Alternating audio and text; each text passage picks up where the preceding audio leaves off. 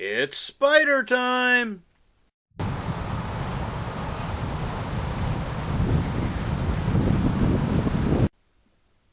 everybody, Beanmeister22 here, and today we're going to check in with our Mexican Fireleg Tarantula. Don't confuse this with a Mexican redknee tarantula. They look very similar, often referred to as cousins, but really, this is Fireleg, which means his legs are red. That's Fireknee, which means his knees are red. Well, it's red or orange or fire-colored.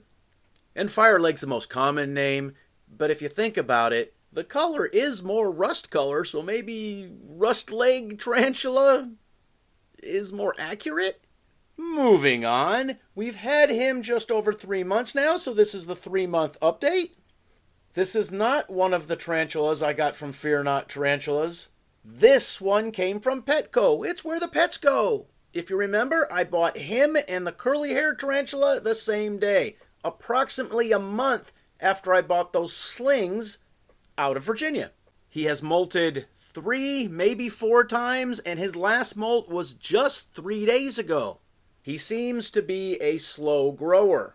That's a bit disappointing. He's only going to be 5 to 6 inches when full grown, but I wish he'd get up there quicker. When I first got him, he was a climber. He doesn't climb as much anymore, and he really shouldn't be a climber because he's not supposed to be a climber. He's a terrestrial tarantula. He's supposed to stay on the ground. He is fast when he wants to be, but mostly he just sits there. He might walk around or putter around, but he's not very aggressive, which I guess is good. But along the same lines, because he is a calm, easygoing, not aggressive tarantula, he's just going to do a whole bunch of sitting around. Let's talk about some of the other pros and cons of this type of tarantula. He is calm, so if you're somebody who likes to hold a tarantula in your hand, which I certainly am not, nor do I recommend it, but people will get this tarantula to hold. Really, you probably shouldn't hold any of these in your hands. Even the calm, docile ones, if you look at how big their fangs are, yeah, that should tell you right there. They ain't for picking up, they're for looking at. Another pro, even though he is a terrestrial tarantula, meaning he hangs out on the ground instead of arboreal hanging out in the trees, he is not a pet hole. In his habitat, we gave him this coconut to hide in. Sometimes he'll hide in there, but mostly he'll just be sitting out in the open.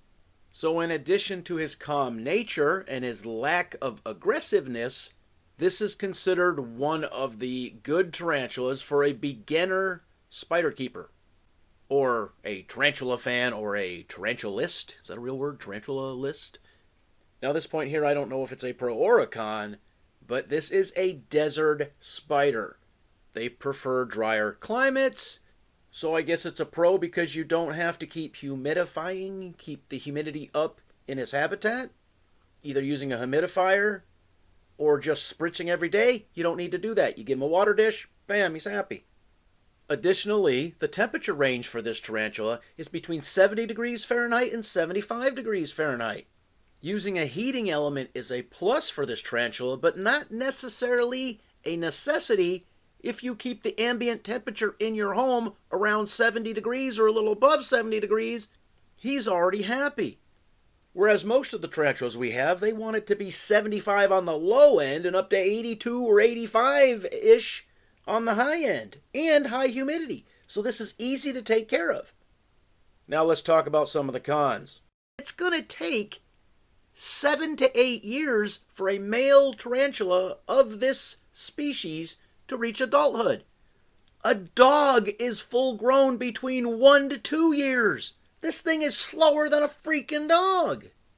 Yeah, that is a con. And the females don't reach full maturity until 9 to 10 years. Another con is being a New World species of spider, from the New World, not the Old World, is the urticating hairs. Many of you might know what that means, but for those of you who don't, that means they got hairs on their back or on their body or near their butt that they can shoot up at you.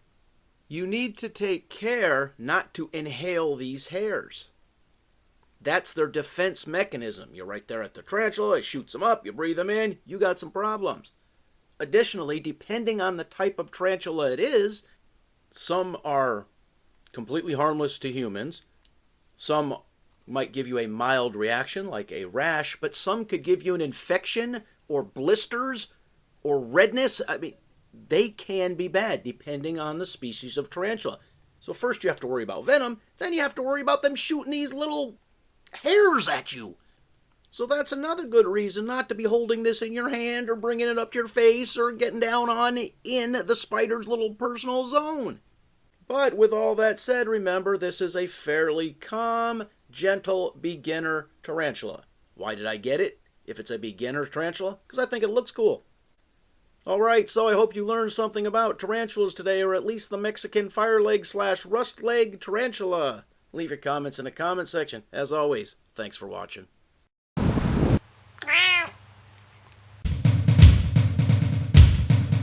Beanmeister 22, the most dangerous man on YouTube.